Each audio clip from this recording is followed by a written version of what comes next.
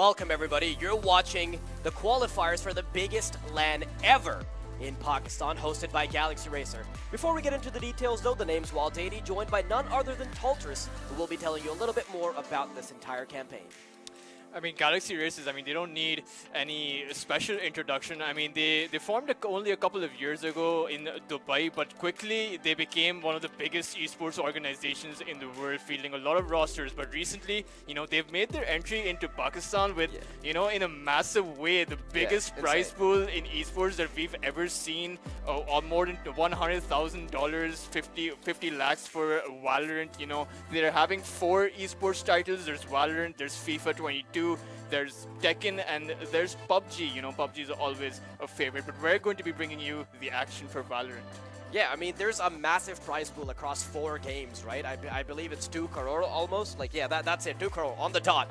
And it's honestly massive, but what we're going to be focusing on right now is Valorant, and there is 50 lakh rupees up for grabs for the first 4 teams. Top place, I believe they get 25 lakhs, and then 15, and then 5 lakhs each for the third and fourth placements.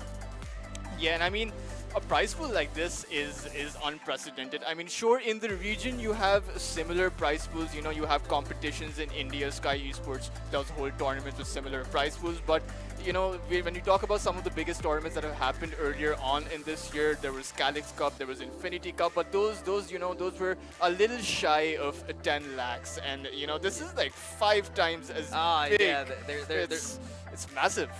It is massive, but we should be looking at the quarterfinals that have made it this far in this tournament, because you know what, they're the final contenders. We do have 8 teams already, and some of the biggest names in Pakistani Valorant will now be battling it out to see who can get that big prize pool. Yeah, right, and I mean, when we talk about, you know, some of the big teams, I mean, obviously, a lot of these teams don't need an introduction. Ever since the Valorant scene came about, we've seen some major teams rise up in the form of Team Exploit, who are not only really good in this country, I mean, they're sort of the undisputed best in Pakistan. They seem to win everything. But even when they compete regionally, you know, they manage to secure themselves quite high up on the leaderboard. You know, if they compete in India, they do manage to get the 3rd position or the 4th position in their tournaments. Yeah, I do think they're very big regional contenders, but at the same time, there's now a lot of new context before we head into this particular tournament. There have been quite a few roster shuffles. There are some smaller teams like Team Perfectionists that have made it to the top. Yes, they were quite prominent previously as well, but now there are some lineup shifts. So even if you look at the top team, Team Exploit, they've got Shaka thrown in the mix now.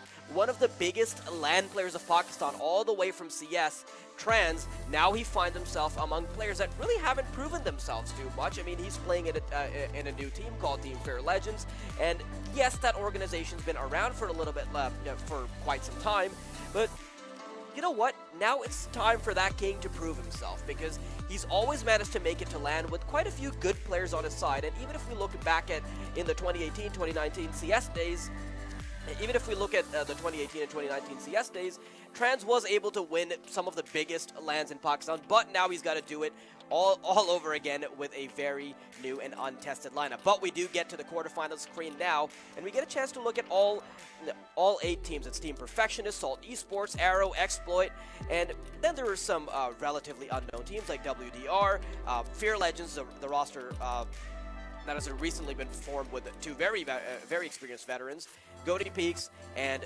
Clarity Esports. So there is quite a lot going into it, and Talha, I do want you to dissect some of these teams. Like, what do you think about them?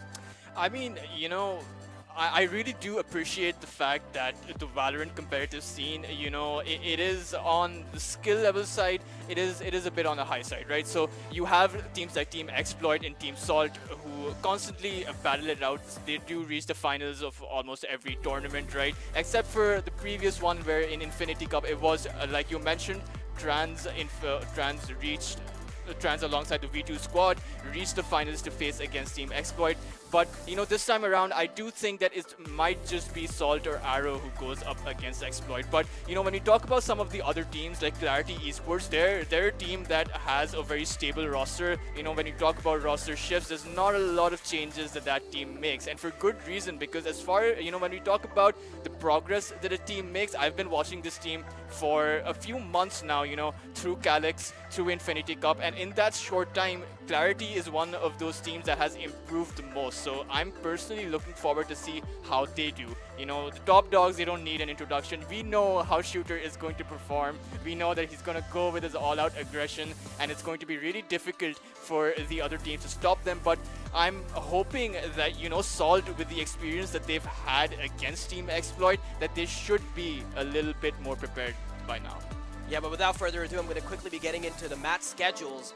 It's Team Exploit versus Perfectionists up first. Then it's going to be Team WDR versus Team Fear Legends. And tomorrow we get a chance to look at Salt Esports versus Clarity and GotyPeeks versus Team Arrow as the final matchup. But yes, we do get a chance to look at the brackets once again. So as mentioned in the previous slot, as mentioned on the previous screen, it's just the same. This should be a bit of a one-sided match as the quarterfinals. As the quarterfinals begin. I think that there isn't really too much doubt about that, Talha. Heading into it, Team Perfectionists, they're definitely not they're definitely not the same level of contenders as Team Exploit are, to be perfectly honest.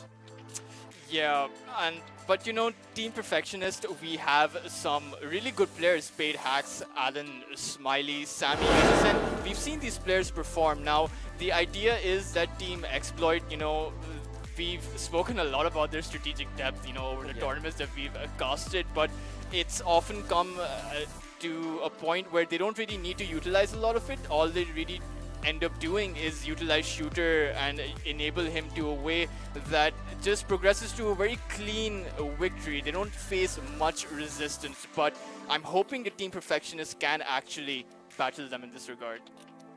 Yeah, I do think it's going to be a very tough competition, and unfortunately, Team Exploit, they definitely have a lot going on in their roster. It's just incredibly stacked. They have the likes of King, they've got the likes of Soulmate, HSB, and honestly, there's so little in terms of weaknesses they have. I know कि काफी सारे लोग कह रहे हैं कि maybe that now that they've added Shaka into the mix, शायद इनके roster में थोड़ी मुश्किलात create हो, लेकिन मुझे नहीं ऐसा लगता, especially because Shaka's always been that rock on their lineup, right?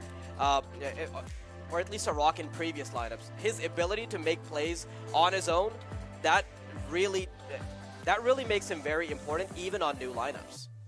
Yeah, and one of the things, when we were talking about roster changes, Darky, who has now exited the squad of Team Exploit, it was, just a tad bit surprising for me, because Darky is a player who constantly overperforms on his role, constantly the highlight, even though you have a lot of star power up on Team Exploit. But we're going to be looking at the map Veto now, and it's one of our favorites, Icebox. I mean, that is a very confusing map with the Sage's Wall, with the Viper Spit utilities being thrown all up there, and it's a map where you often have to be forced into that retake position up on the defender's side. So it's going to be interesting, considering that Team Exploit is the one that picked it, so the side goes to Team Perfectionist. So it's going to be interesting to see how they play that.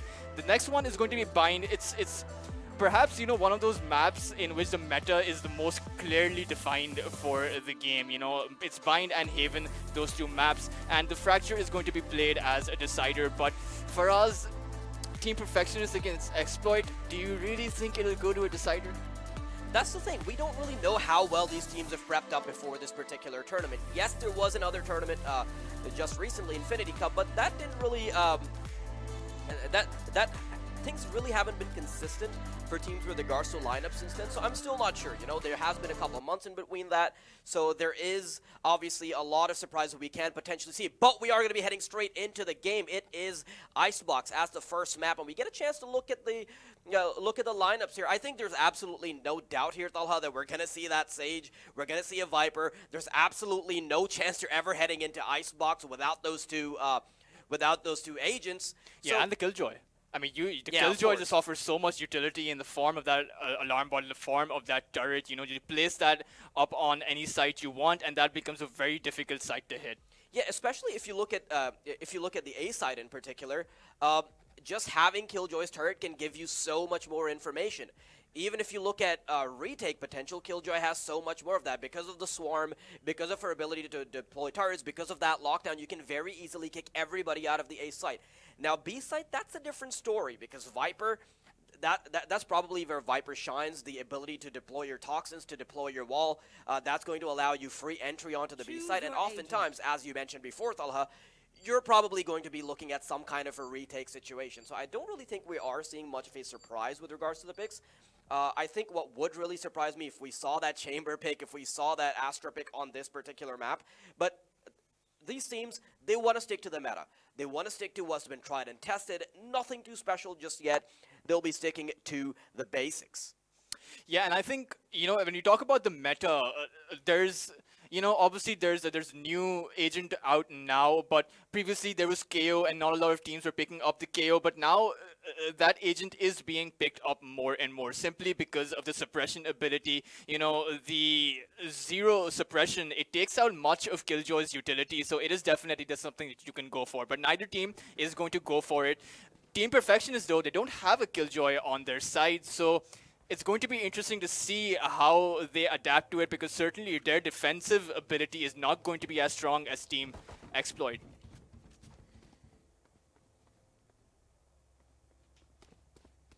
In we go. Lineups being readied up. Nothing too out of the ordinary initially. It's just going to be the Viper lineups. And based on the positions of these players, it does seem like Team Perfectionists want to head straight on to, well, no, Team Exploit. They want to head on to the B site. Sorry, to the A site. Wow, my man's really a doozy. They haven't deployed their Viper wall just yet.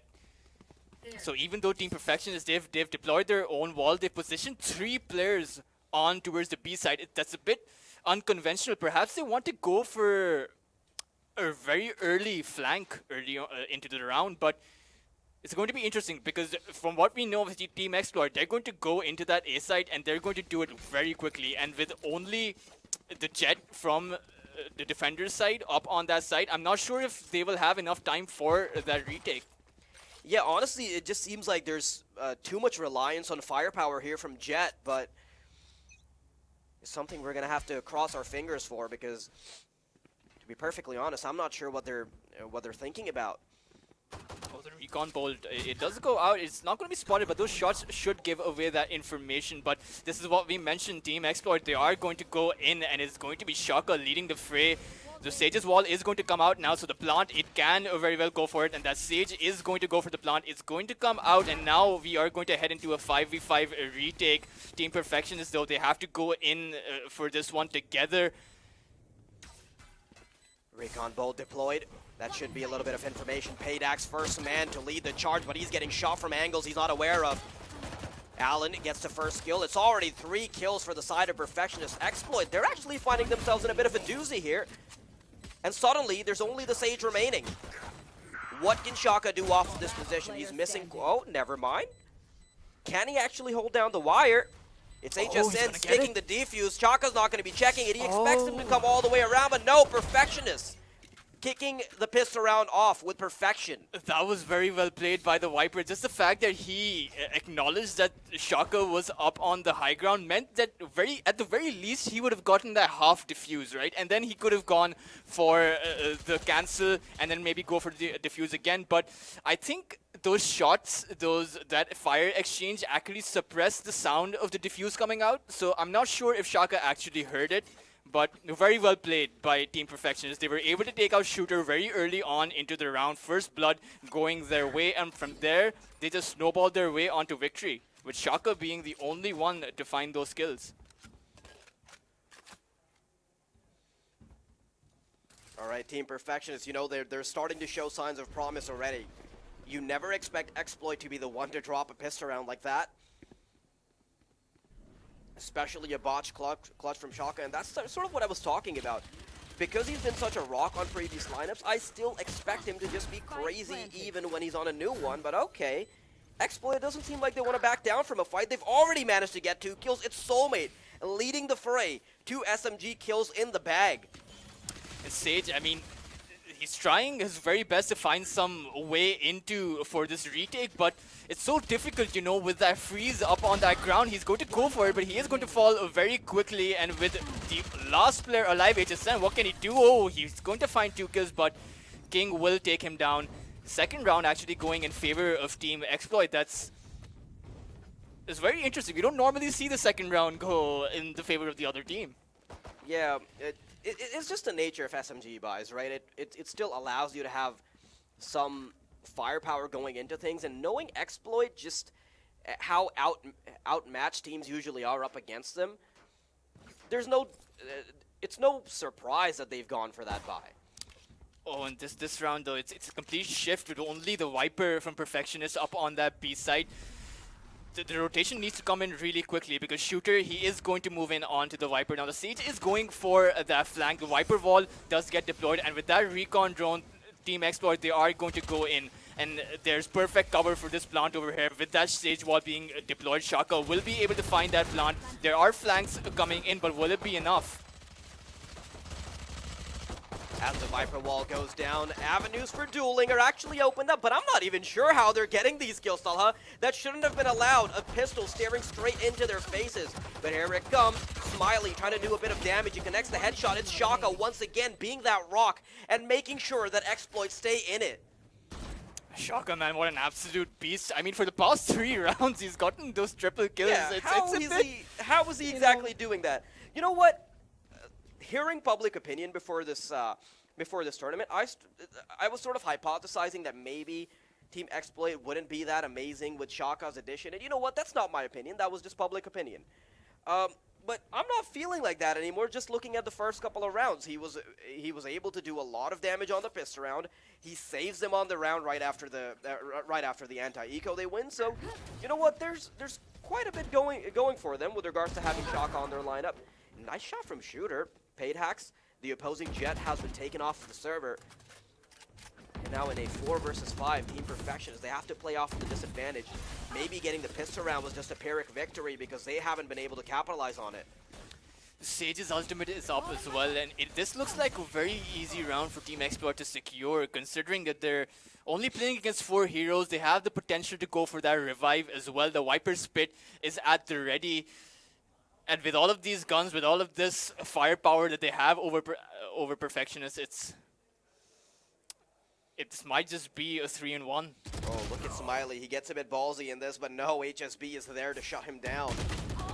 King gets punished by Allen for trying to get a bit cheeky with it. They don't see this for us. They're moving on to the B side. The Viper, the only one there. He's against 4 of Team Exploit, and they're going to go for it. The defenders, they're going to try and rotate, but it might not be enough with the Viper Spit being deployed as well. Team Exploit going all out for this one. Oh, HSN finding that nice kill on the Soulmate. The revive is going to come out again. HSN actually going to get a triple kill as well. Just utilizing the time that revive bought him. Now the recon bolt is going to be taken out by Allen, but they still have to get to that defuse. Allen going to fall the Shaka again, and HSB is going to clear the stage up now. It's just a 1v1. HSN, he's cleaned house before, but he needs to get one more kill before he can call it a day, and he does. That is 5 kills for the man. He knows exactly what to do, but does he have time on the defuse? I'm not quite sure. Yeah, he does. It's pretty comfortable. Sorry, the audio eludes me. The audio, yeah, it's a bit eluding, but you know, HSN, it was a bit disturbing at how the odds were stacked against him. 4v1 up on that site against Team Exploit. That's not a position where you want to play, but he held his own. By the way, that was perfect awareness. After he gets that kill, he immediately knows that there might be a revive there, and he has that mentally noted down.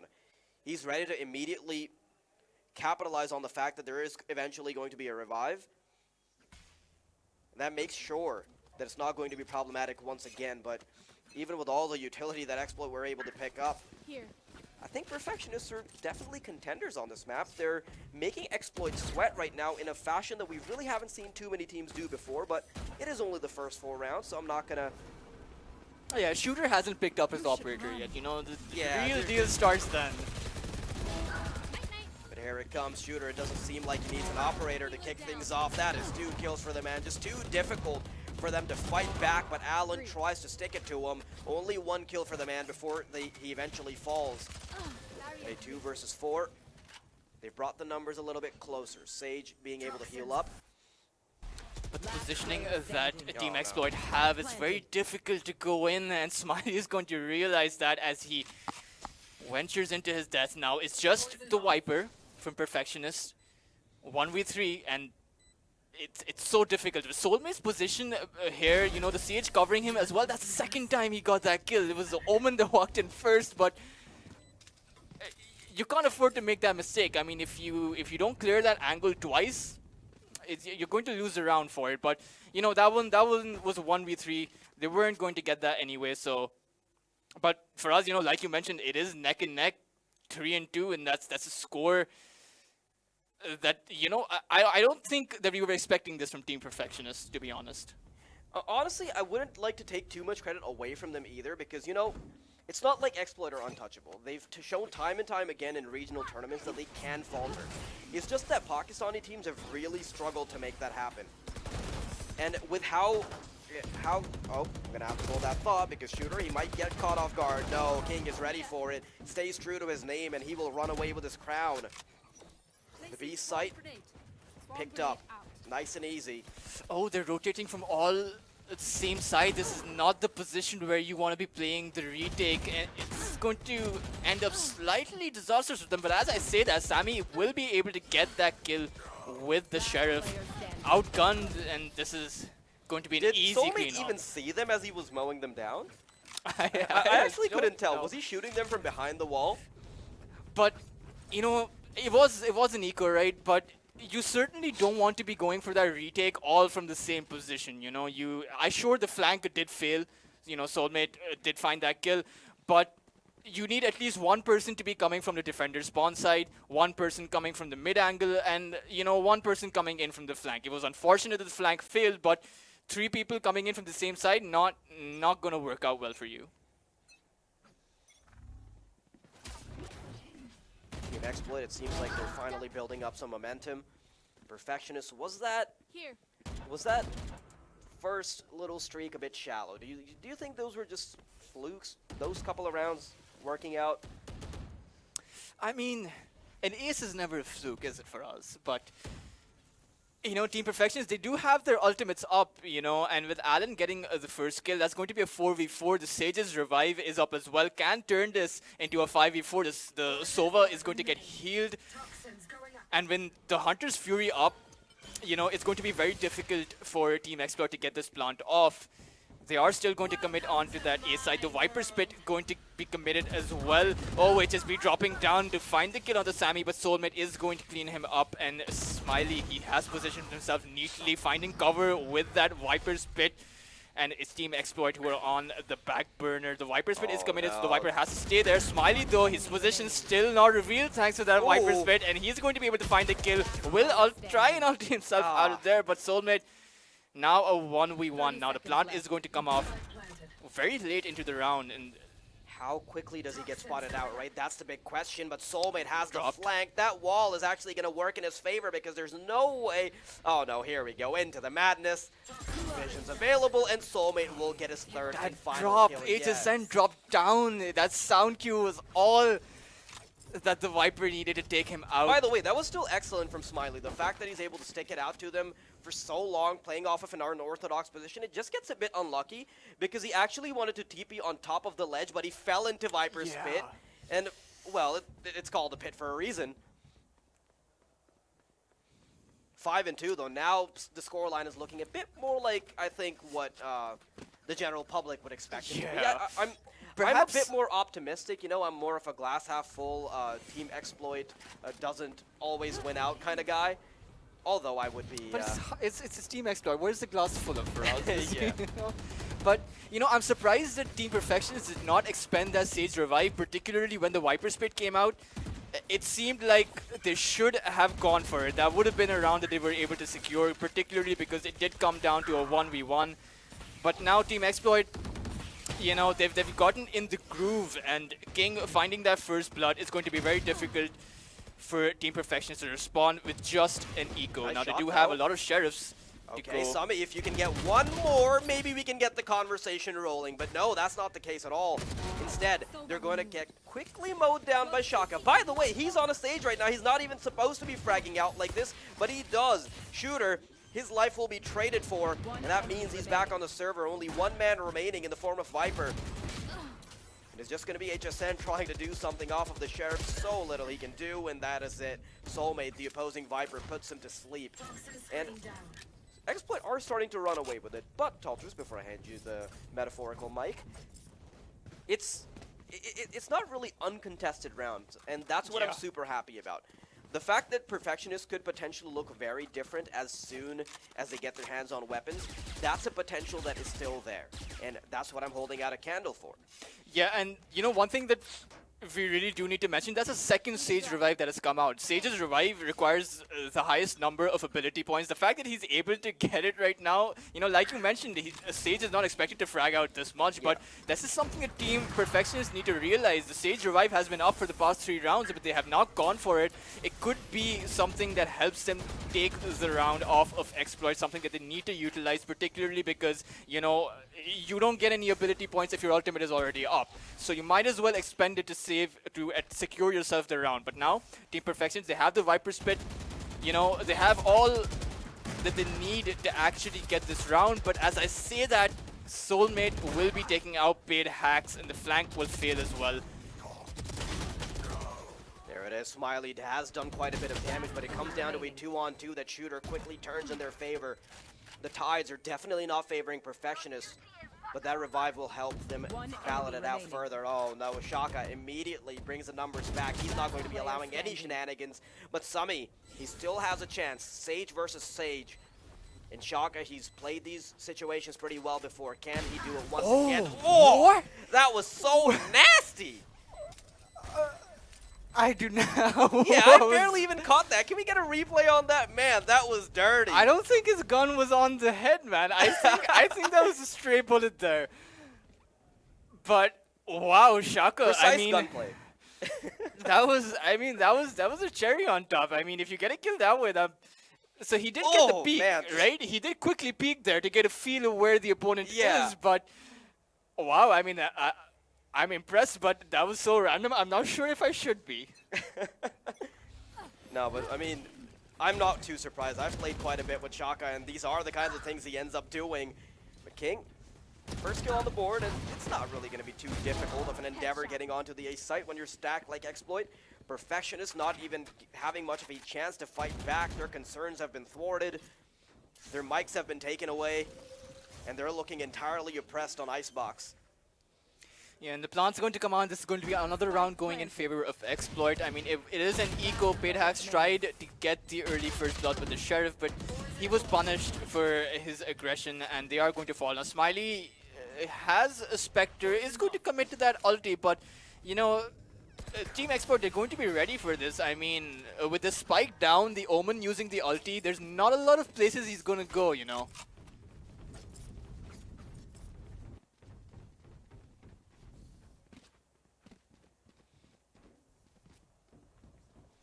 Well, I mean, Talha, I think at this point, Exploit have sort of already carved out the narrative, right? They've shown that they're the top dogs and coming straight into the quarterfinals. They've made it pretty obvious.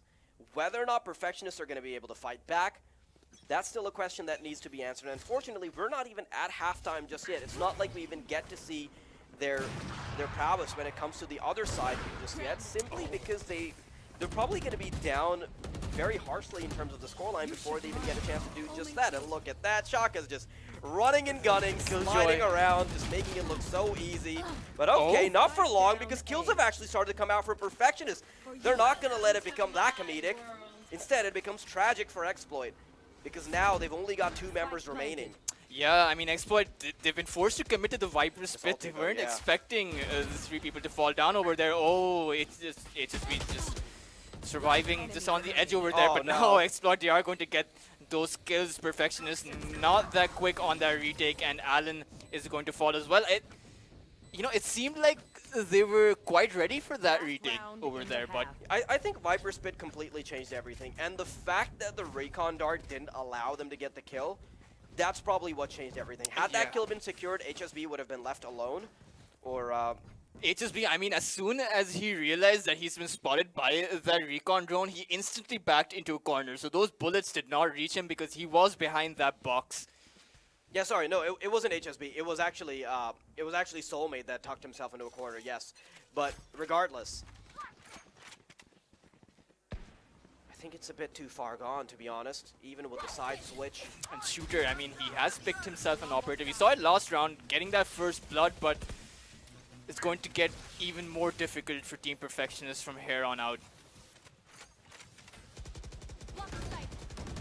Yeah, the entire narrative just looks very one-sided right now. If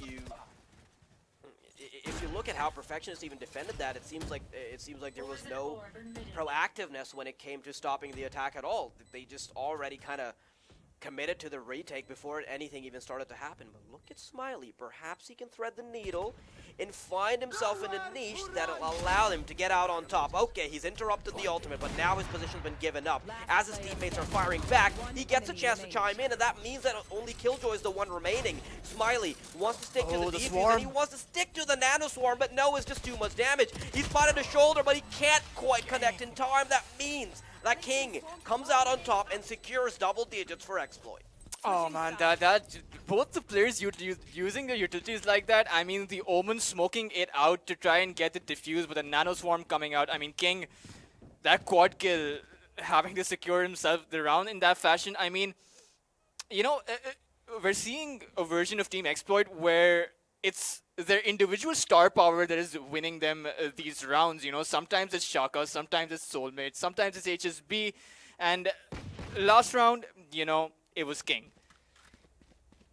Yeah, there's obviously two ways you can look at it. Either it's Exploit kind of crumbling and relying on their star players to do the dirty work, or it's just them playing in a very flexible and loose way, just because they don't want to entirely commit all of their strategies, all of their play style to this quarterfinal, right? Because obviously heading into the LAN, there's going to be a lot of research behind these teams, and maybe you don't want to expose that just yet. And I think playing in this loose style of play still works out incredibly well because they know they've got a much more stacked roster than the opposition. So you can't even blame them for that.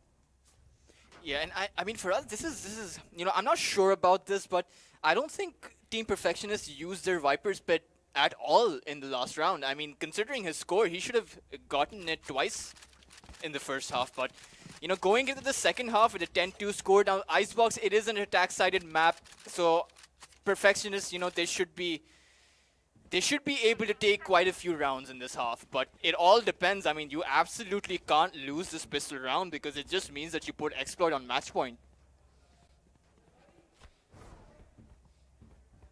Yeah, it's just too easy right now for Exploit to waltz onto the finish line.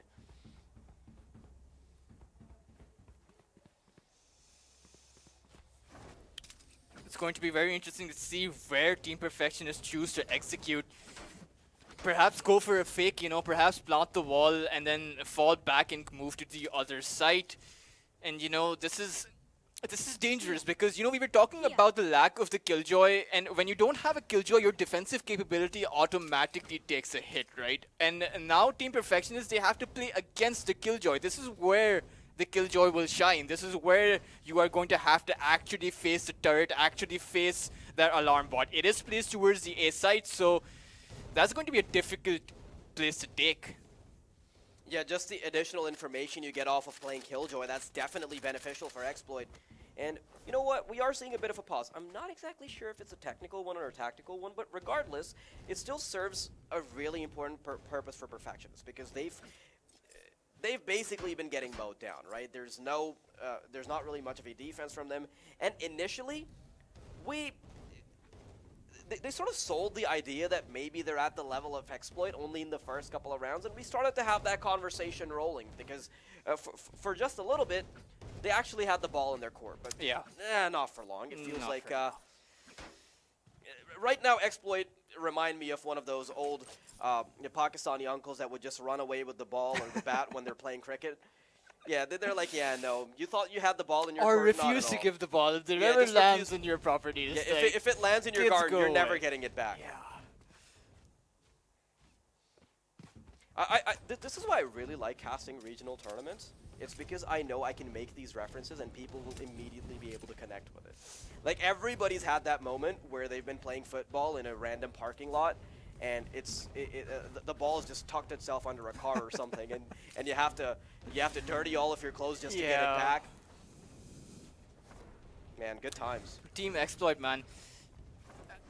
You know, they haven't shown a lot of weakness, right? And I'm sure the other teams, they are looking in onto this match, you know, trying to find the chink in their armor, trying to find the way to take down the top dog. And it's going to be difficult. I mean, if you are one of those teams that are watching them play right now, 10-2 score line, Team Perfectionists, you know, they're not one of the best teams in the Pakistani region, but they are one of the better ones, right? So, and I certainly would expect them to put up more of a fight.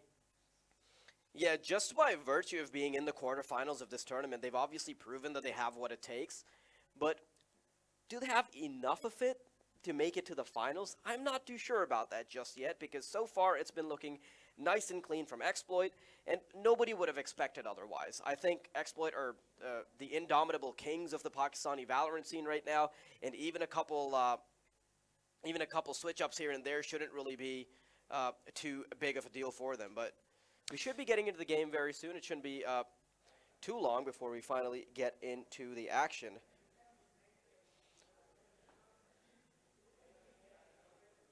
Yeah, and you know, one thing that I am looking forward to is actually just seeing how Salt Esports actually perform against Team Exploit. You know, with the addition of Darky, that roster just got a whole lot stronger. So I'm hoping, you know, as far as contention goes, I'm hoping the Salt Esports will be able to take the game from them. Something that they've been vying for quite a long time, but we are going to head back into the game. The second half underway now, and already we see Shooter getting that first blood on to the mid side over onto Smiley, and with this, the attack that Perfectionists were trying to go for is going to get broken, is, you know, just get crippled here, but they are still going to go for that plant, executing on their original plans towards the B side. But they're going to have to be careful. Shooter, he's just uncontested over here on the mid side. Spike down B. Yeah, into B side they go, and well, it feels like the round just started, and yeah, it just, there's very little to say about this simply because Perfectionists haven't been putting up much of a fight. And I feel like I jinxed him a little bit because we started off with me saying, okay, you know what, maybe they can fight up against Exploit. They stopped getting rounds. And then I said, okay, at least the rounds are close, and then they stopped being close. So, yeah, I'm so sorry, Perfectionists, for jinxing you or whatever I'm doing right now. It's the good old caster's they're curse. constantly giving us false hope, you know? As soon as Yeah. we're about to say this Not round... just us, the viewers as well. Don't only put all the pressure on us. Revealing area. But yes, couple rounds to go for Exploit. Not too far away from that W, although it's not going to be the big W because they still have a couple maps to go if Perfectionists can take it the distance. But right now, that's seeming like a very unlikely possibility. The decider would be Fracture, and that's something I was really excited to see, by the way, Focus. And unfortunately, by the looks of things, it's seeming very unlikely. Yeah, I mean, if this is the scoreline for this map, you know, up on Bind, it's going to be very difficult to play against Exploit with the traditional meta. And with the guns that Exploit have, it's going to be a very easy second round in this second half. But, you know, Team Perfectionist, they have to make something happen for the next one. I mean, sure, this one is a bit, you know, too far gone. I feel like we haven't crossed the finish line, but we're almost there.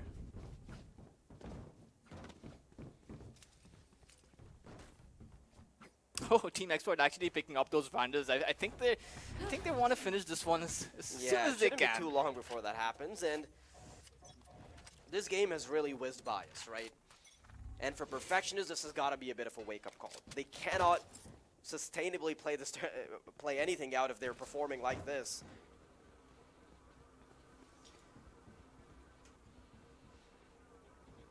So little they can do now with a 10-round deficit. And look at Shooter, he just wants to continue dominating.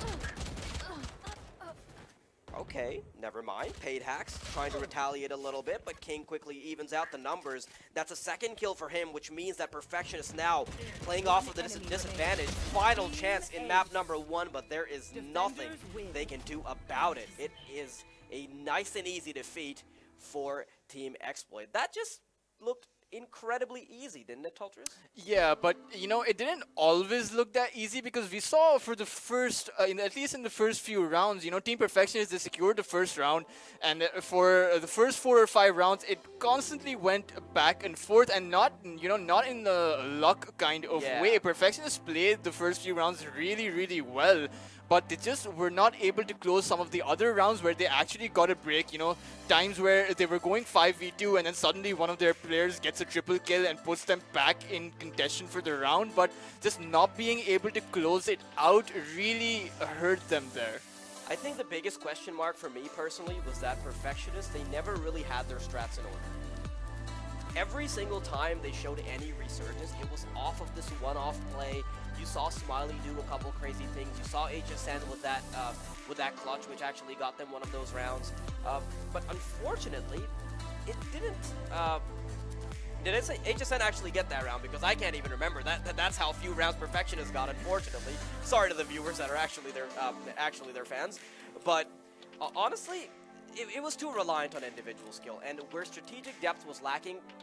It seems simple to me that Exploit were able to capitalize on it, because even Exploit's own victories were coming off individual skill, and individual skill doesn't get too much of a chance to shine if you've got structure in the squad, which Perfectionists, frankly, they didn't. Yeah, just a bit lacking as far as structure goes, and even when we talk about individual skill, Paid Hacks, he really struggled in the first map, and he is a player that does get those frags out. He does perform very well on that duelist role, and the fact that he didn't even have a chance to pick up that operator, didn't even get the chance to show us what he's made of, that really is really disheartening if you're a Perfectionist fan. I think he really stayed true to his name. When you pay for those hacks and you don't have money left you for an can't have operator. hacks in a tournament, right? So he wasn't in his comfort zone, but it's the next map is they are going to have to change things up, because it's quite simply, if they play the same way, they're going to get mowed down again. They're not going to have a chance to go forward, not going to have a chance for that tiebreaker. And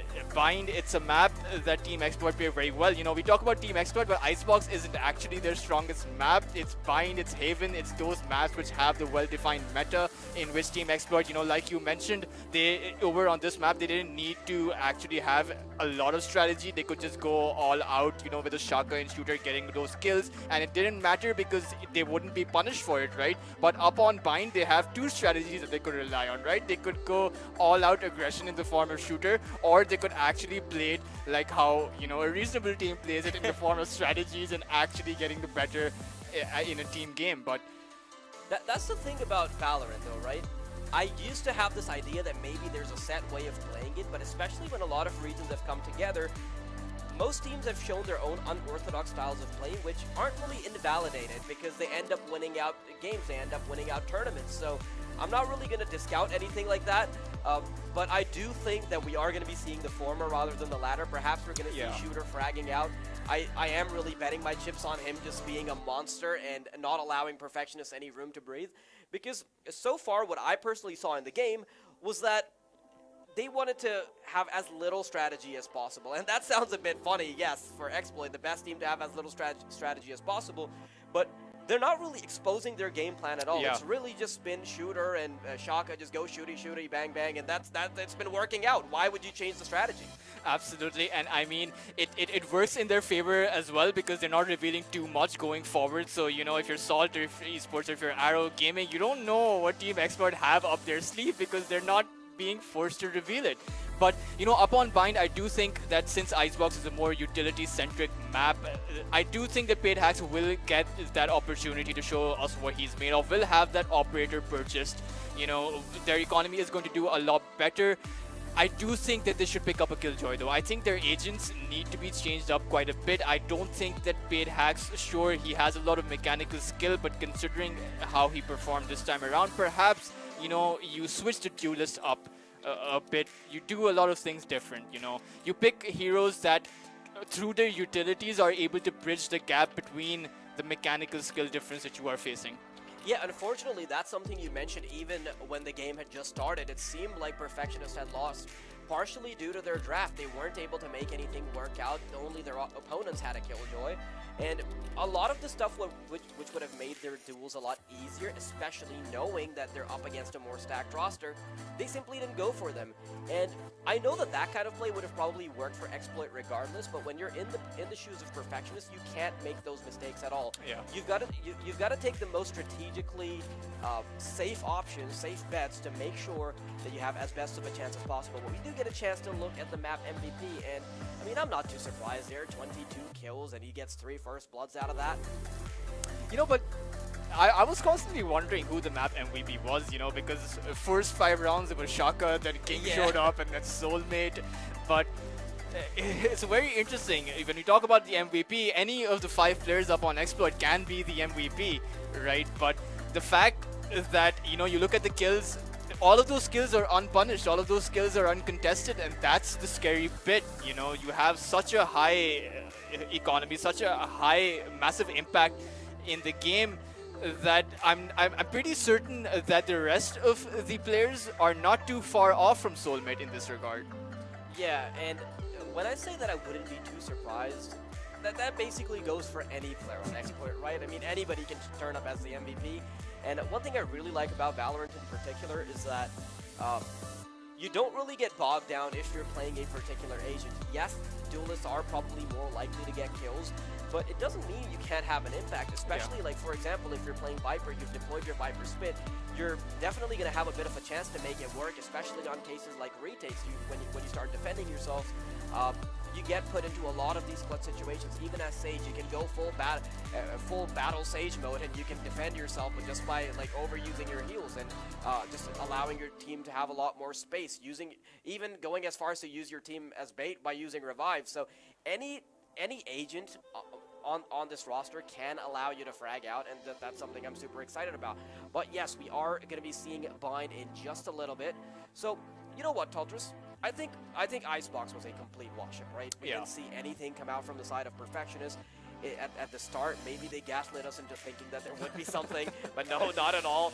It's just gonna have to rely on Bind taking them to the decider. But unfortunately, so far, I'm not seeing those signs. Is there anything you've seen from Perfectionists in particular which would make you think that maybe they've got a chance on Bind? I mean, you know, HSN and Smiley, it's not about what I saw in the last map, it's what I've seen Perfectionists able to do in the previous tournaments, right? We both know that they can offer a lot more than what they just showed us, and that's what I'm hoping for. I'm hoping we see some more of that bit. You know, we talk about clutch situations. There have been times where HSN and Smiley have been forced into those clutch positions and they've been able to take it out, right? Sure, not against a team like Team Exploit, but really, I mean, if you're having to clutch against Exploit, or if you're having to clutch against Salt Esports or Arrow Gaming, it's all of the same, right? Because you're clutching against teams that are a lot bigger, teams that have a lot more experience than you. So I'm hoping they can fix that aspect of themselves. I'm hoping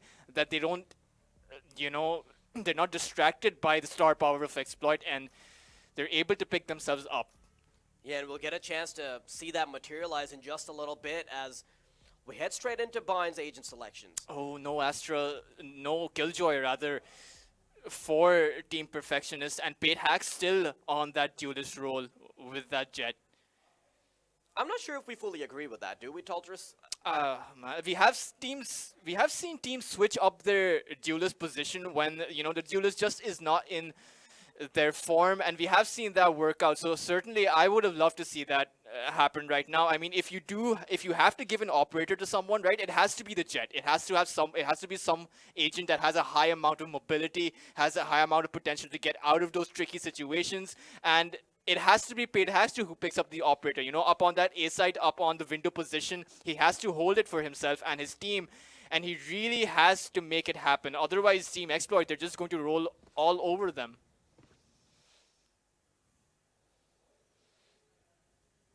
You know, I'm already lighting a candle for Perfectionist. You know, I'm lighting 2. All right, fantastic. Because that's the number of rounds they're going to get, right? Okay, I'm really sorry. That I was should important. not have picked 2. I want 3 candles now. We're going to have 3 candles. All right, fair enough. But Exploit, I mean, they've looked so dominant that Perfectionists are going to have to show us something very unorthodox to come out on top. And once again, I would like to mention that they've gone for agents that don't particularly make the duels easier for them. If you pick the duelist, you've got to do all the dirty work yourself. And unfortunately, I don't think Perfectionists are cut out for that type of ordeal. Instead, I would have liked to see maybe Killjoy. Perhaps see more opportunities to deploy a lockdown or something of that sort, just to make those duels easier, but we don't get to see the privilege of that, and perhaps Perfectionists are going to pay for it, or they won't, who knows. Yeah, neither team picking up a healer though. No Sage or Sky for both the teams. Now Reina does have that heal, but you know, it's not as reliable or Sage or Sky's heal, because you need to be in vision of the dead body. And you can't heal your teammates. I think that's the big one. Yeah, but you know, Reina is the duelist, right? So, and that overheal, you know, essentially gives you armor as well, because it brings you up to 150. So, as far as you know, the sustain goes, Team Exploit's roster, or agent selection rather, does come out just a bit ahead in that regard. Yeah, we are seeing a bit of a pause, though, as both teams discuss how things should be going out here. I'm surprised no one picked up a Raze, though, because that's yeah, you really find so much mobility with Raze, don't you? Yeah, especially on the bind map, you know, Raze just gives you easy access into the hookah, right? With that boom bot that goes out, is just, you don't need to head in to the hookah when the bot can go in first, and with them picking up two duelists and not going for that Raze is a bit surprising. Perhaps they're testing it out. Perhaps they're getting a feel for what they want to do with this Reina. Yeah, perhaps, but honestly, one of the major things for me personally is that Raze's ultimate is so damn deadly. You have so many of these small corridors. You've got hookah, you've got elbows on the sites, you've got these corridors heading into A, which allows you to get multi-kills so easily, and it can honestly force out entire rotations just by virtue of hitting that ultimate key. So I'm not sure why neither of the teams have picked it up just yet, but you know what? I'm not too brushed up on the meta, I'll be perfectly honest. I'm a bit of a Valorant tourist, and that's probably going to show. Oh, nice shot from HSB, nice and collected, calm, cool. That's the duelist down, so no flash entry into the site if you're Team Perfectionist. No way to go forward now. They're forced to play the first round slow now, unfortunately. But you know, they're a bit squeezed over here. They are going to go for that B side. They have forced HSB back just down to 9 HP. No healing for him. And with that, they are going to try and go into the B side. The hookah, though, the shock dart is going to go in. HSB only 9 HP. He does see the Sova, but Allen is going to finish him off. Now 4v4. 30 seconds Yeah, Perfectionists, I think they have their eyes dead set on the site. B is the name of the game, and they don't want to give it up at all. It's Arena going down. Shooter doesn't get to do too much off of his play. King still tucked into a corner. He's waiting for the first head to pop up. He's only on 10 points of health, so things are going to be difficult. But he pops out at the right time, interrupts the bomb plant. Shaka chimes in as well. King doesn't get to do more, but Shaka's still alive and kicking. Does he get the headshot? Yes, he does. And that means that Exploit get the first one in the bag. Man, that Team Perfection is sure they lost Spade Hacks very early on into the round, but they took that one really well. Forced HSB back just down to 9 HP, took him out, and then they found their entry onto the site. But Team Exploit, they found those flicks at the right positions, just catching Team Perfectionists off guard. And you know, it's a bit reminiscent of last time around, where Team Perfectionists, they came close but did not come close enough. Unfortunately, they actually came close in terms of rounds as well initially, and we don't see that happening straight out of the gate. Maybe there's something to be said about the second round, but unfortunately with Chaka starting things off like that, I don't think that's going to be the case. Okay, Smiley nearly made it a bit more useful for the team, but unfortunately it's just going to be Exploit getting all the bells and whistles in this regard. Oh, maybe that headshot could have been spicy, but yeah, no, watered down by the side of Shooter. I mean, it was an eco round, and again, you know, two players, the Viper and Reina, both on red HP. If they'd gotten those 2 kills, I'd say that was absolutely worth it for Team Perfectionists. But now it is they are going. This is a round that they absolutely have to win because they're facing up against 3 Spectres, right? And you have Vandals, you have the entire full buy. So if you're Perfectionist, you cannot lose this because then you would, your confidence would take quite the hit if you were to lose this one.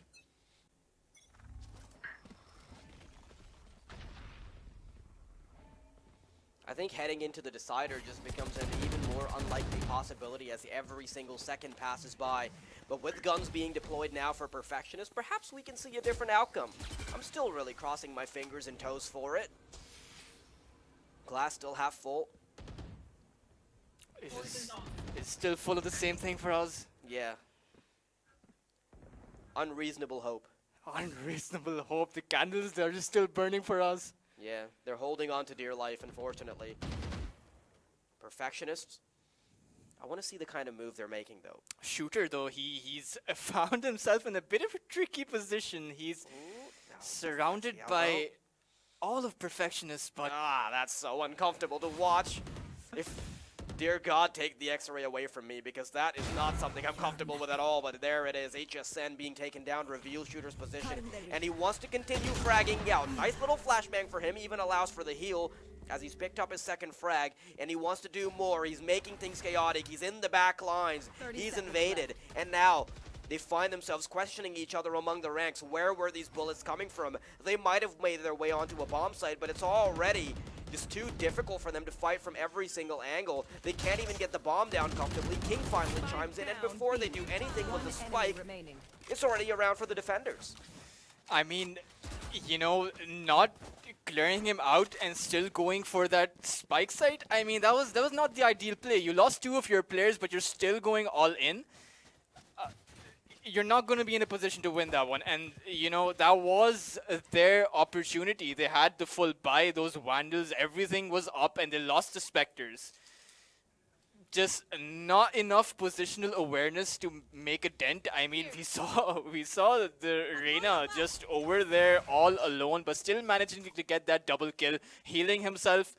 Just those are plays that you need to punish, and if you don't punish them, you are going to lose for it. Yeah, I think as soon as Shooter tucked himself behind them, it was all over, right? We saw that coming. We did. I think we didn't even need to see the rest of the round at that point. You could already see the reels. And what's surprising is that Team Perfectionists don't try to provide any sort of backup. One of their players or agents die, and they just tuck their losses in, and they continue to move forward rather than try and compensate for it in any way. Yeah, even this round, it just went by like a flash. Although the Sheriffs, or I was about to say Desert Eagles, the Sheriffs, they did do a fair bit of damage, but economy isn't too amazing for Team Exploit, which means they will always be within reach for Perfectionists. Unfortunately, the caveat is that you actually have to get rounds. Yeah, and with Shooter having the ultimate up and ready, that's very dangerous in the hands of Shooter. You can already tell that they had the raid boss Shooter mentality going into it as soon as he clicked what's it called, select on Reyna. Oh, there's about to be a bit of a move here. Shaka quickly picks up HSN, and that means that Perfectionists already play off of a disadvantage. It's so difficult for them to find anything, and Smiley once again, he walks into 3 players. Double peek, just too much for him to cope with. Oh man, they're all so separated. They don't even care about the spike anymore. Just left it back there. Yeah, they're like, whatever. Who needs the spike, right? I mean, we're 5 duelists in spirit. But Paid Hacks, he has gone back for it, but oh, actually, the HSB actually fading that flank might have been well. Now it's a 2v2. How did that come to a 2v2? That's my question here, Taltris, because it seems so confident, so secured for the side of Team Exploit, but no, it's still something they have to fight tooth and nail for. There's another flank coming in, and they might not realize this in time. Team Perfectionists, they're in a bit of trouble as Soulmate is zoning in on the hookah. Now he will be spotted out, but Allen not able to clean him up. And now it's just down to Paid Hacks, who will find a kill onto King, but his position is now revealed, and he's going for the spike plant. 5 points of health as well. What is he even going to do off of that? He's got a cloud burst, he's got an updraft, but he needs to find the first shot. There it is, head spotted. Now Soulmate knows. He just needs to find one bullet, and he does. Finds a headshot. Yeah, finds a Even if you headshot. had It doesn't even matter more if he had HP, 5 it wouldn't HP. have Yeah, who mattered. cares about that, right? He wants to, ironically enough, Soulmate wants to be the one that is a bit of a perfectionist here. But what's interesting is Soulmate himself has 70 HP and no armor up against the Vandal, so they were Yeah. both 1 HP, provided you get a headshot in. But the fact that, you know, one person's head was revealed was very unfortunate. Yeah, very unfortunate indeed. But Exploit, now they're looking even more dominant than Icebox, and it's something I think it's something you hypothesized at the start of this game, is that Bind was probably a bit better for Exploit. Yeah. And it's showing to be that so far, although some rounds have looked a bit shaky. You know, these Sheriffs going a bit wild. Some clutchable situations being brought forward. Unfortunately, Viper's none of Pit them have committed actually on been towards the converted. A site, and now 4 players from Expert positioning themselves Are you up kidding on me? the B position. Again, it's just Shooter fragging out like that. How is he allowed to run around? It's not deathmatch Shooter. What are you doing? Okay. And when he activates the ultimate, he disappoints me. That's Okay. when he dies. Yeah, that's when he dies, when he's actually fully amped up on ultimate roids. Oh man, if you're Team Perfection, how do you play into this? I mean, they've rotated, but they found a nice little Viper's Pit facing them, and Yeah, Soulmate. Spike down Oh, A. for a second there, I thought he would be able to do more off of that. Still doable, especially with that operator shot being missed. Now that's an avenue for Perfectionists to make their mark. Into lamps they go. One of their players being spotted out by the recon dart, but once again, they're going to have to watch out for their back because there will be a flank brewing. 40 seconds. They need to get the spike down. They need to worry about HSB's operator. At least they have managed to deploy their own Viper Spit, which will give them enough comfort to be able to... Oh, no, I just spoke too soon. Yeah. I spoke too soon. There's nothing they can do about it. didn't even need that flank. I mean, if Shooter's allowed to just go get the first kill, no one even checks him, right? Someone just walks into his cursor. And, you know, Paid Hacks, he did get that return kill onto Shooter, but it was already too late at that point. Now, Yeah, maybe. Perfectionists, you know, this is the mistake they made in the first game as well, not expending their ultimates. They do have 4 of them up. The Breach ultimate is so good at zoning people out that they should really commit to it now. I mean, it is an eco, so probably not going to expect to get a lot. They did expend Recon Drone though, but Shaka, nice little triple kill as 3 players casually walk in front of him.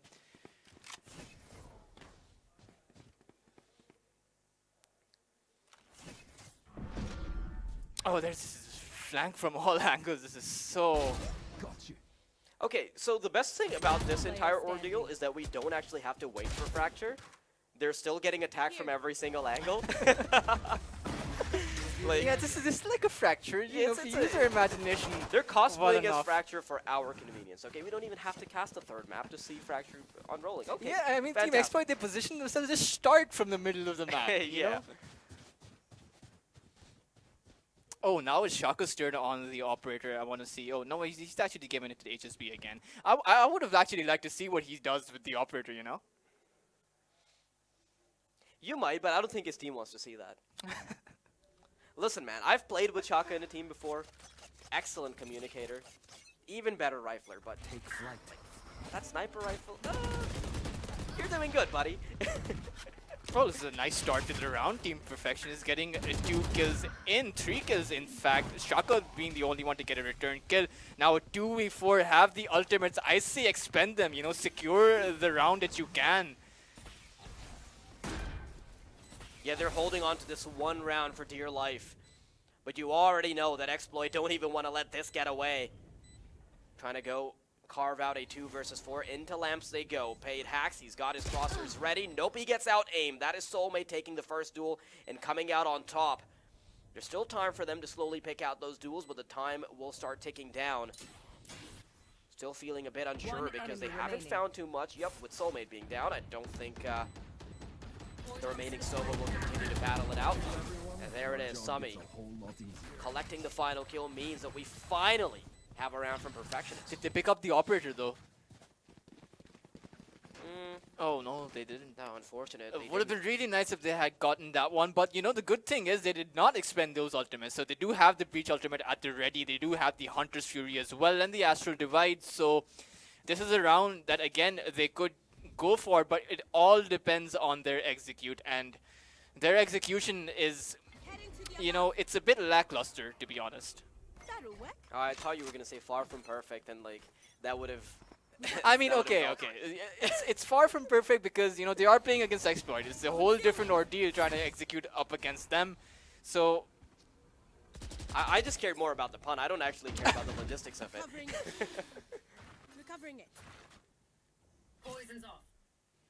but now, oh, Breach is in such a good position for an ulti, but it is going to be Paid Hacks. Goes forward, but is going to fall. HSN is going to trade him out. Shaka falling, but they've managed to get control of the site now. Shower's still in control of Team Exploit though, but the spike is already going to be planted by Alan, and Sammy is going to get the kill onto HSB. Only one player left. Good thing is their ultimates haven't entirely even been used just yet, so that's a second round with a little bit more in the tank. I'm not too sad about that.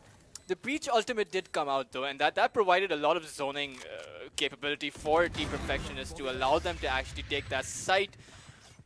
But it's a very long way to go, you know. 7-2 did secure themselves 2 rounds in a row, and I think that put a dent in Team Exploit's economy. I mean, they do have a buy. Okay, right, so but HSN can still very easily get an ultimate for himself, the Viper Spit. Alan also has the Hunter's Fury ready. Smiley has the Astral Divide. So this is still a very easy take onto the B site in particular. Yeah. I think all of those abilities combined, they can still almost get them a free round. I'm not going to say entirely free, but just those ultimates are going to make it very difficult for Exploit to carve anything out in terms of battle on the B site. But they're going A though, but it's a 2-man flank coming in from Team Exploit. Both the duelists going in, not giving off a single sound, but I think the Jet just gave the sound away. But then no one's looking at them though, and Jet is going to be coming in from that flank. Knives at the ready.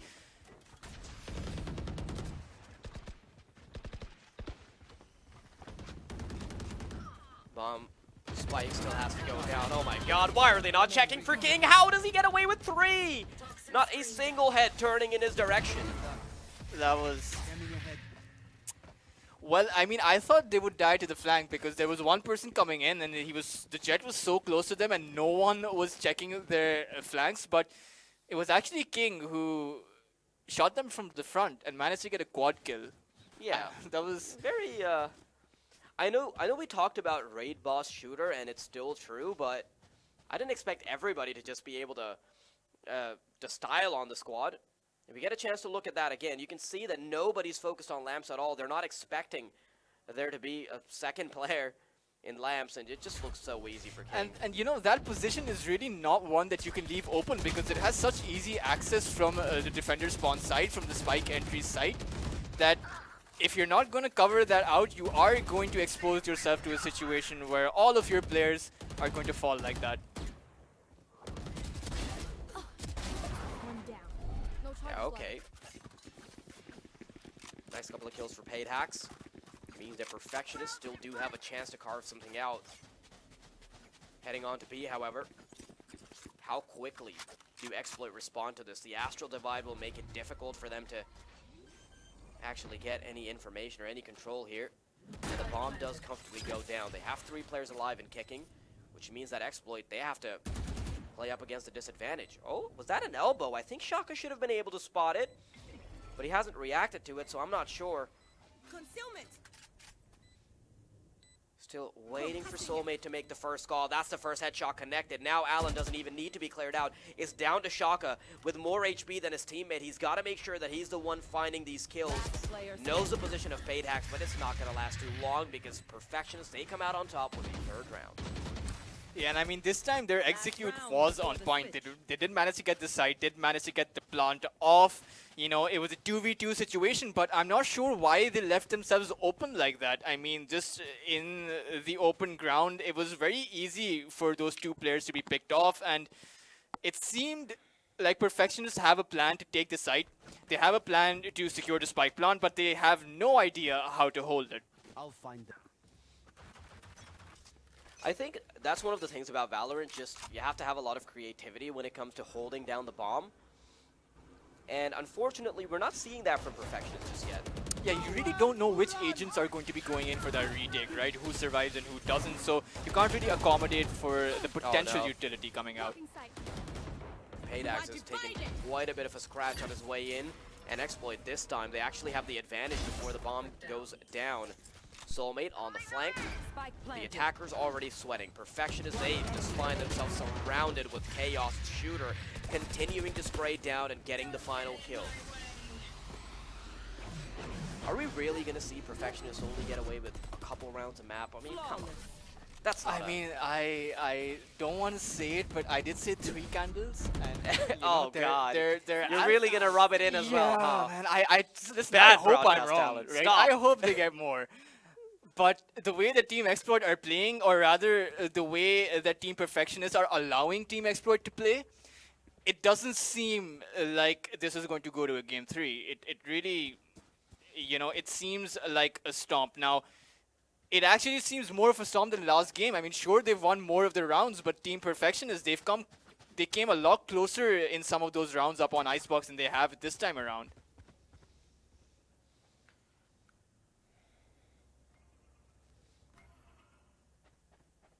Unfortunately, I feel like Exploit's game plan is going to be even better after the side switch, and that's something I'm very worried about. Toxins going up. Now playing as the attackers, Perfectionists maybe get a bit of a chance to recline, you know, knowing that they're on the defenders, but just Exploit's aggression, it's so difficult to fight up against. 1-for-1 trade, HSB and Allen, they exchange blows. Oh, look at his position. Look at Shooter. He's Yeah. up on that box. Like, come at me. But there's no response from Team Perfectionists. Forced back from the site to where's the defender spawn side. It's just, you know, it doesn't bode well. Yeah, but now it's a disadvantage. 3 versus 4. You're talking about Shooter styling on them, but can he continue to do just that? Healing in front of the opposition. Paydax gets away with 1, and it all comes down to the Astra. It's Shaka holding on to the frenzy, but can he create some of that madness? First kill for him. Allen trying to bait him out by defusing the bomb. Oh no, you've jumped at the wrong time. His crosshair was on the head, and he needs to just collect the final kill. He's wasting as much time as possible, but he's missed some very crucial shots, which means that Allen comes out on top. That was very well played from Allen. I mean, he didn't have the HP and he didn't have the firepower. He was playing up against a frenzy, and the fact that he came out on top of it, I mean, 4 rounds in now, you know, they've it's not a lot, but they have defied our expectations, you know. I just hope that they can keep this up. Listen, we had 3 and 2 candles apiece, so our expectations are actually set at 5 rounds. So I hope they get 6 or more. Okay, let's... I feel like some of the water in my initial optimism glass has been poured into yours. Because... You've diluted what was in mine? Yeah, I think mine is looking a bit empty now, but let's hope that yours is the one that stays true. The one that quenches the thirst of Perfectionists. HSB first man in. Oh no, there's actually a judge waiting for him. It's already Exploit struggling quite a bit to even get their hands dirty on the ace site. Shooter, flashbang ready. Okay, Soulmate has gotten the first kill, so that is an avenue for them to open up with, but Paydax just lurking around the corner. He's the judge, jury, and executioner of Enemy lamps. remaining. Not allowing to Spike get down A. them to get anything done. It's King remaining, last man, Sheriff in hand. And he's not going to last too long either. It's 9-5. Perfectionists, they're looking a lot closer now. That was a very clean round by Perfectionists. You know, Exploit up on this map, their strategy is their execute is very straightforward. Let shooter go in, provide him the space with that utility, take the site, and then take it from there. But this time around, Perfectionists read that very well. Were able to punish team exploit, and this is what they need to do. I mean, this is what they should have been doing from the first place, right? But it's still 9-5. It's a scoreline that they can definitely come back from. But they need to keep it consistent, right? They can't let up, because a tiny mistake, one round here and there, and then suddenly Team Exploit will be on match point. Toxins going up. Yeah, they really don't have much of an insurance policy remaining now, and that's what's basically making things hard for them. But here it comes. Perfectionists displaying a very heavy defense on either side. No aggression coming out on anything. HSN, nice little spray down, doesn't allow King to cross over. Poison toxin screen And that down. first kill being secured, some of the confidence is starting to come back, and HSN knows he's not going to peek into a one-way smoke like that. Poison's off. And as it subsides, here it comes. HSN now, he's willing to be a little bit more aggressive just to be able to shut them down, and he does. Exploit. One enemy They might have remaining. only had mere pistols, but this kind of comfort is not something we anticipated at all from Perfectionists. Being able to find those kills. I mean, sure, Exploit, they're on those pistols, but it's a Sheriff. It does do 150 damage up on that mid-range. It's a one-shot kill weapon, and the fact that Perfectionists were able to win it without, suffering any loss, that was very well. Now the scoreline, it's 9-6, and that's a scoreline that's very even. Yeah, honestly, just by virtue of playing the defender side, maybe I would even lean towards giving it to Perfectionists, but it's also just that rotations are so difficult on this map that I feel like attackers can often be quite favored.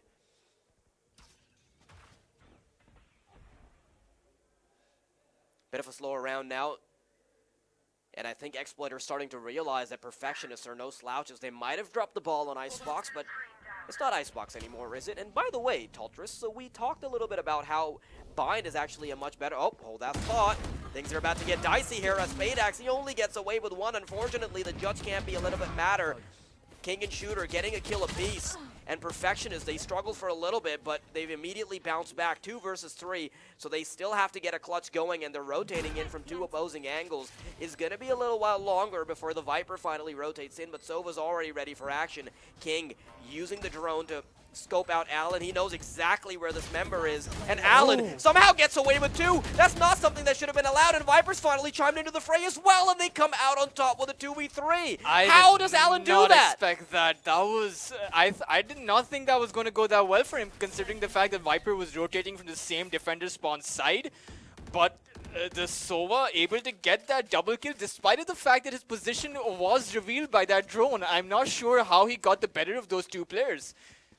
It wasn't even the fact that he was using that verticality in his aim. Both of those players were side by side from each other, not exactly in front, but... That was just disgusting from Allen. How... I mean, your position's been spotted out, right? And there are 2 players that you're staring down the barrels of. I'm not sure how you get away with that, but 3, okay. that was actually 3. That was 2 players in the box and 1 player in the long position, but... Yeah, it just... God, sorry, I'm a little bit under the weather as well. Oh, now we see Paid Hacks inaugurating that operator, getting that first blood. I mean, this is what he needs to do.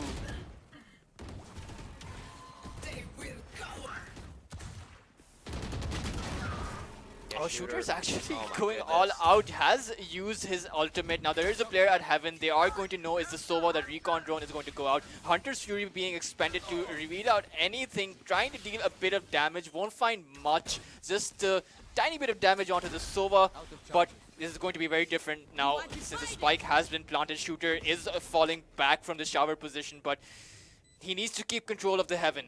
He can't be too aggressive. Yeah, they're basically using the Astral Divide as a curtain to keep themselves safe here.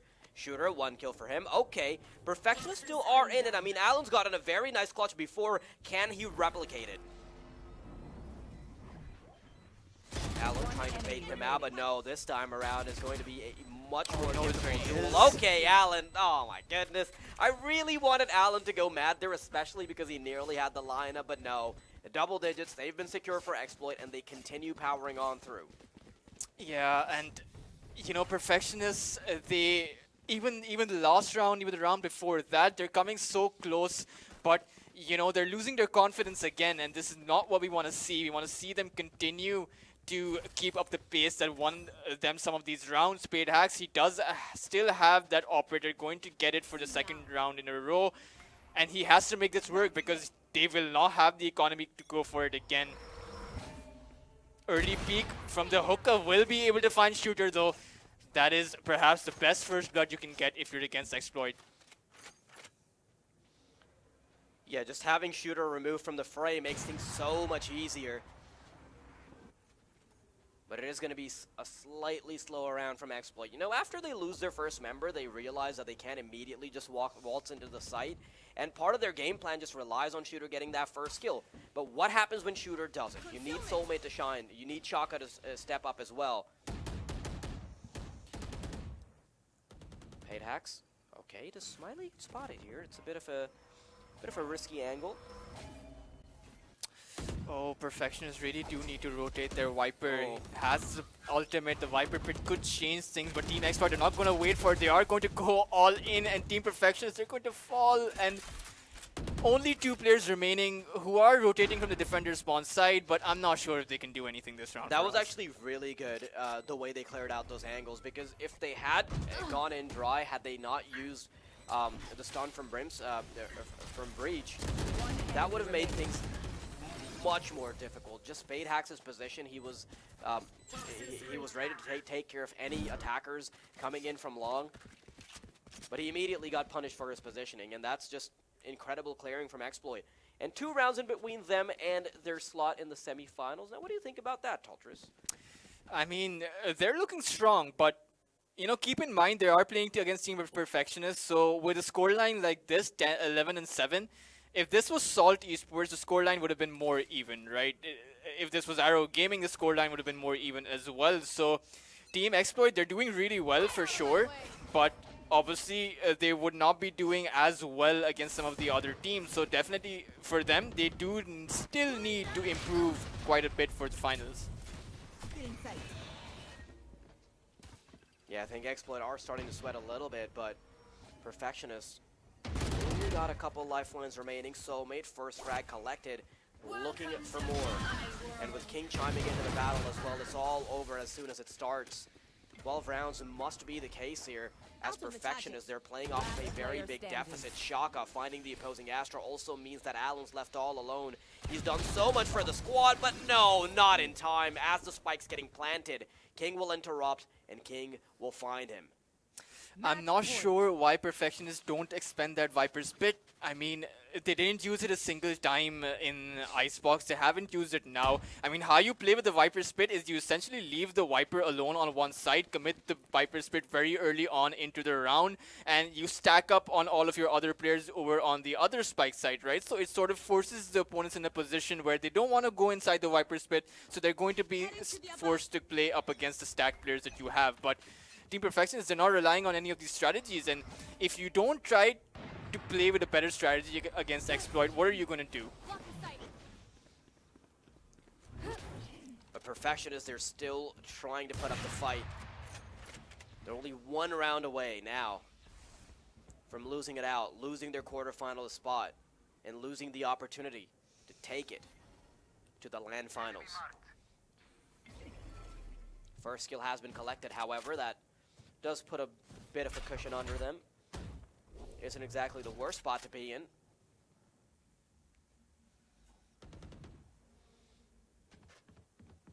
Taking that back. I mean, it's the last round. You might as well expend the ultimate, right, for us? I mean, this is a Viper's Pit. You know Exploit is coming on towards this A side. Oh no, that was so unfortunate. As he's descending into the smoke, he finally gets found out. They step out at just the right time, which means that Exploit, they get a freebie here, but no, Alan's trying to keep things back. Equalizer and the advantage secured, but now Shaka being able to take out one of the most impactful players of Perfectionists means that they can comfortably get the bomb down. Shaka, oh no, he's very stunned here. HSN, he's done so much damage, and that allows Paydax to move in, and Perfectionists, they breathe for a little bit longer.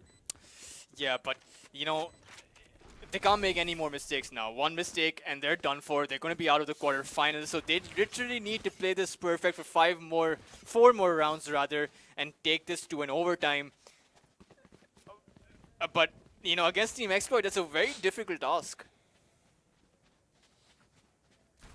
Yeah, 4 rounds and the overtime. I'm not too sure if I'm going to be betting any chips on that.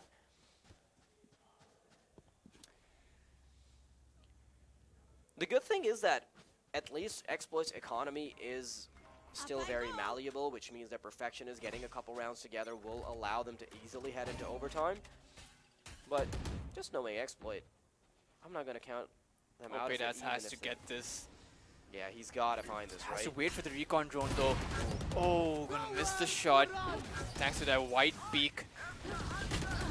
Oh, I love that. I love how he tries to jump over the ultimate, but unfortunately, he still gets spotted out. Team Perfectionists now down a man, and they've got to defend against Shooter. In they go. There's actually nobody playing close by. And HSN, he's the only one that even gets a chance to voice his concerns through the smoke. Sight collected. Shouldn't be too long before the spike goes down, and now Perfectionists, they've got to play a very disadvantageous retake. Once again, a one-way smoke's been set up. HSB has been spotted, which means he can get spammed down, but Shooter activates his ultimate, and that means that there's only one member remaining now. It's got to be over. There's nothing that Allen can do all alone. He gets 2 kills because they try to get cocky. It's still not out of the battle just yet. Astral Divide. Shooter pushes through, which means that Allen, he's got another living chance. Shaka, does he find the final two? Yes, he does. Well, that got way too damn close there, Tultras. That got way too close, particularly because the Astro was on 33 HP. He had full HP to Sova. He could have clutched that round, but, you know, it still might not have been enough because, you know, sure you win that round at the back of a clutch, but how do you win the next 3 if you're forced in a position where one player has to get a quad kill against Team Exploit? You know, that's not something that's going to happen for you every single time. Yeah, I think that's absolutely something we cannot take away from Allen at all, right? He was the clutch player for the side of Team Perfections. We also saw some glimmers of hope from HSN, especially over towards Icebox. But for the most part, I think Allen's shoulders must be hurting right now with how much he tried to save Perfections. But unfortunately for them, Team Exploit, they're going to knock out Team Perfectionists, and they come out on top with a nice and clean 2-0. Looked a lot cleaner on Icebox, by the way, especially considering we thought that Exploit would have a much better bind, but that's not the case at all, is it? That wasn't the case, and you know, I do have to give credit to Team Perfectionists. They played a lot better in the second time around, and particularly since, you know, how we saw bind start out, you know, we thought that it would be even more one-sided than Icebox, but Team Perfectionists just managed to come back from it. But the problem is that they sometimes struggle in, you know, they get a bit tilted when things don't go their way, and they constantly snowball downwards. But they put in a massive effort. But now Team Exploit, they have won their slot into the finals from this position, and they will be facing up against some of the better teams. For them, though, I hope that they do have to improve, because if they played this game against Team Perfectionists and it was this close, they're going to have a tough time against Salt for sure. Absolutely, but you also have to consider the little caveat about Exploit potentially not really showing what they're made of in these smaller matches. I know that these are the quarterfinals to one of the biggest LAN in Pakistan, but they know their competition. They're still very comfortable as the kings of Pakistani Valorant, and they're going to exploit that, pun intended, as much as they possibly can. So I'm really happy that Perfection still got very close. But what really disappoints me is that we didn't get to see Fracture. I was really hoping we would get to see that bind win, because for a reasonable upset to happen, it had to go to Fracture. And I think Perfectionists would actually have an incredible chance of winning out Fracture, because none of these teams are really comfortable on it right now. Yeah, none of these teams, I mean, particularly since there's, competitions are too far and few in between to actually ramp up define the meta for Fracture. But you know, it's certainly a map where anything can happen, and if the capacity for an upset is there, it's certainly going to be on an unknown map that no team does know. But you know, I do think that it was never going to go to a Fracture map for us. I mean, yeah, I think that's something we sort of anticipated from the start, but we do get a chance to look at the brackets once again, which should give us a clearer picture of how the rest of this day is going to unfold. I think it's pretty obvious now. Exploit, they move on to the semifinals. Production, can we get the graphics? Can we get the graphic up for the brackets very quickly? But yes, Team Exploit so far, I wouldn't say they've looked flawless, but they've looked good enough where I can easily say that maybe they weren't really going all out, right? Especially on Vine, there were a lot of telltale signs. There were a lot of telltale signs sort of proving that they weren't exactly sticking to their game plan. In fact, especially with the likes of Shooter just going out, rushing out, that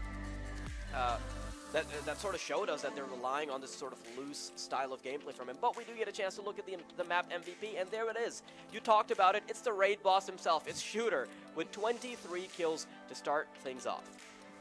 And I mean, the fact that he was absolutely uncontested this time around, it goes to show that some of these teams, you know, the Team Exploit can rely simply on Shooter's ability to get those frags, simply on his ability to not be punished for it. And, you know, it is a bit troubling because he won't be allowed to do this up against some of the better teams, right? He can go up against... If he's going to go up against Salt and Arrow and try to do the same thing that he did against Perfectionists, it's not going to work out as well for him. I mean, obviously, you know, given Boss' record, it has still worked out for him, right? It's still worked against Salt, it's still worked against Arrow, it's worked against everyone, except for perhaps V2, except for Trans's crew. But, you know, Shooter map MVP, and for better or worse, he did deserve it because he was so used to going early on into those rounds, getting those double and triple kills. Yeah, I think that's sort of just been the game plan for... I'm not going to say just for Shooter, it's sort of been the game plan from Exploit, and not just for this particular tournament, for the past year. It's always just been Shooter being a total stud for his team every single time it's been required. So if that game plan works out in quarterfinals without them having to really rely on their strategy too much, it helps them out a lot in the LAN Finals because it truly covers so much of their strategy that they can later deploy and surprise the teams, and maybe they can eventually go for the grand reveal, which shows that they're much farther apart than any of the teams that we initially thought. But you know what? That's all speculation, Cultures. But do you have any final thoughts on this game before we head into the brackets to show what's up for the rest of the day? I mean, you know, as far as final thoughts go, Team Exploit, they've played the same way that they've played every other tournament in this region or in you know, the competitive circuit of Pakistan. But this time around, sure, they won the map, both the maps. They won Icebox in a very one-sided fashion. The second one was as close, but I'm hoping that, you know, if this is the strategy they really want to rely on, if they really want to rely on Shooter just going all out and making that work, then they need to, you know, create some of that finesse, because it is, I do think it's a strategy that isn't going to work that well against Salt Esports. Particularly, you know, I've mentioned that it has worked before, but with Salt Esports having the addition of Darky, you know, up on that controller position, is just something that seems like a very good response to Shooter's aggression. Yeah, I do think that is the case, and I feel like Exploit are probably gonna have to show us more layers of their gameplay as the tournament progresses, and when they could go up against better teams like Salt, when they go up against the likes of Arrow, we're definitely going to see a very different style of Valorant as to what we witnessed here right now. In fact, even in the game that's coming up, things are going to be a bit different. So why don't we talk a little bit about what we have on our plates right now? Yeah, so I mean, we are going to go forward to the second best of 3 in a while from now, right, at 6 p.m. But it's going to be a Fear Legends versus Team WDR. Now, WDR, we haven't really heard much about them, but Team Fear Legends, they've been around for quite a while. But, you know, as far as skill is concerned, I would put them on the same level as Team Perfectionists, you know, just around that pace. So I really don't know who's going to come out on top for that one. Perhaps for that one we will go to a tiebreaker. Yeah, I do think that it's definitely a possibility, but I wouldn't actually agree with you on the idea that WDR is on the same level of Perfectionists, because I think Perfectionists have actually proven themselves previously, even if they haven't really done it too much as a team. Their individuals are actually quite notable within the Pakistani scene. So WDR, I know a little bit about their players. I'll be perfectly honest. I've tried my best to do my research here, but their players aren't really too notable. And up against a team like Fear Legends, where they have pretty prominent players, especially Trans, I think he's sort of a player that is almost destined to make it to every single LAN in Pakistan. Is there really a LAN he's missed? I don't think he has, right? So. Yeah, it doesn't seem like it. In fact, he's barely ever lost out a final even. So I'm not too sure if we actually end up seeing WDR come out on top here, Toltris. And I mean, you know, back in Infinity Cup, V2 came the furthest against Team Exploit that we have seen in quite a while, and it was simply because, you know, Trans and Musab and his squad, they were able to play Team Exploit's own playstyle, and at times they were able to actually come out on top, you know, beating Team Exploit at their own game. So that's certainly a team that I think can make it very far. And you know, even if it's not against Team Exploit, that's certain Team WDR, they will be able to give some of the other teams like Salt Esports or Arrow Gaming a run for their money. Yeah, and it seems very, to be perfectly honest, it used to be a point in Pakistani esports where there were 2 or 3 top dogs and you would almost always expect the finals to be theirs. But now the water's a little muddier. There is one sore thumb that sticks out of the mud, and it's the fact that it's always going to be Exploit in the finals. I'm not saying that as if it's like a 100% prediction or something, but it seems very unlikely for for Exploit rather, to ever find themselves outside the finals. But realistically speaking, the other final spot, it could really belong to anybody. Fear Legends, they're a team that has actually gone very neck and neck up against Exploit in some of these games we've seen in the previous tournaments. Arrow and Salt, they've consistently proven themselves within the Pakistani scene, and they have a lot of prep, they have a lot of research heading into it. And with the small debuff that Exploit have to deal with in the form of their lineup being shook around a little bit, although that's not affected them too much in the past, I think there are quite a few teams that can be contenders for that final spot, and honestly, the waters for FPS games in the Pakistani scene, they've never been muddier. Yeah, and I mean, particularly because the roster changes that you have going around all of the time. I mean, sure, like you mentioned, Exploit, you expect them to be on the top position, but you know, for the past 4 or 5 tournaments that we've seen for Valorant, you know, in this year, the second place has always been shuffled around. You know, sometimes it's been Salt, sometimes it's been Arrow, last time it was V2, and if I remember correctly, Clarity Esports actually came quite close as well to actually be a finalist in the last tournament. So all of these teams, I'm very glad that the competition is actually ramping up to the point where, you know, the second spot is viable for contention where any team can actually secure it. What I'm hoping for, though, is where that eventually translates to Team Exploit having, you know, a sort of a tough time between who is going to win against them. Yeah, we do get a chance to look at the comparison in between these players, and I think there isn't really somebody that sticks out particularly. For the most part, I think it's just been HSB and Smiley sort of hanging back with regards to the rest of the pack. But you know what? I can't really take any credit away from HSB. I know he didn't really step up too much in the game, but there were very few opportunities where he would actually have to do that. So yeah, when you're getting such a one-sided game and these landslide victories, it's not something you're particularly worried about. Your teammates are going to get the job done. On the other hand, I would have really liked to see Paid Hacks turn up a little bit more. I know that the stats, they show he's gotten quite a few kills, but he's meant to be the rock of perfection. For sure. He's meant to pick up that operator, especially on Icebox. His presence being lacking, that was one of the big question marks for me. I wanted Paid Hacks to step up, and he simply didn't. Instead, you saw the likes of Allen, you saw the likes of HSN constantly being cornered into these clutch positions where they were actually performing quite well at, I'll be perfectly honest, and you wouldn't see that kind of impact from Paid Hacks, unfortunately. But that still wasn't an incredibly terrible performance. He still did dish out quite a few kills, and you can't really take that away from him. But at the end of the day, Perfectionists didn't get a chance to play any longer. It's just Exploit moving on to the semifinals. Yeah, but I mean, you know, like you mentioned, Paid Hacks, I mean, I guess he was having a bad day, right? Because we are used to seeing him perform, especially on that operator. Even in this map, though, even on Bind, when he did pick up that operator, he got the first blood onto Shooter himself. So he did have a very nice start with the operator, but again, what we saw with Team Perfectionists is that they seemed to fall very early on. They get a quick couple of kills, they have some momentum going in their favor, but then it's almost as if Team Exploit just simply decides that enough is enough, and that all comes grinding to a halt. And that's something that, cost Team Perfectionists the game. But I'm hoping that they can come back, is perhaps in some other tournament. I hope they stick together to play some more Valorant. But we are going to be looking towards that format now, where it is going to be Team WDR who is going to play against Fear Legends. And, as you mentioned, Fear Legends having picked up Trans, it seems like it's going to be a very easy victory for Fear Legends.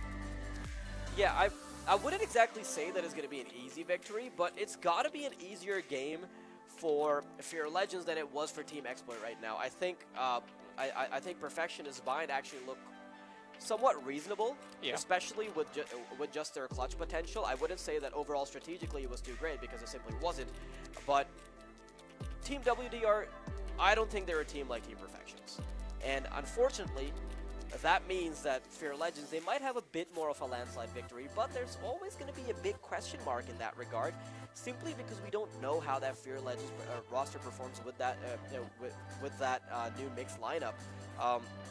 You still have two very prominent players, yes, but at the same time, we've only really seen them perform against Exploit once. That was a relatively close scoreline. We saw it in a previous tournament. I believe it was about 7 to 8 days ago, and for that part, it still looked pretty reasonable. It was a best of 1. I believe the scoreline was something around 13 to 8. And I'm sorry, the name of the tournament completely eludes me, or I tell you.